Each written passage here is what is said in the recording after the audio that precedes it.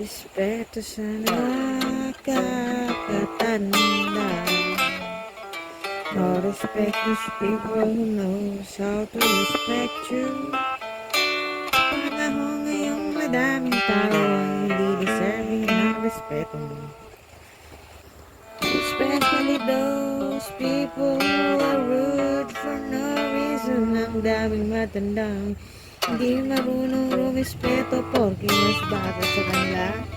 I can see the need to respect them if they can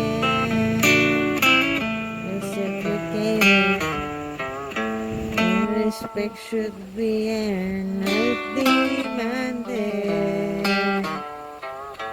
Oh, kung ako'y ang crush mo, di kita hahayaang umasa.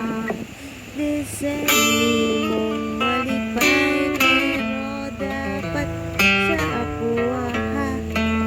No more expectation, just go with the flow. Whatever happens, happens.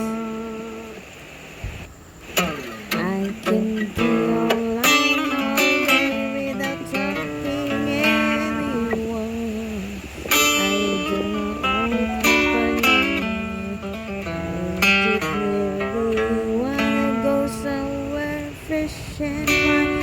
Might take a break from everything. I will continue doing my best.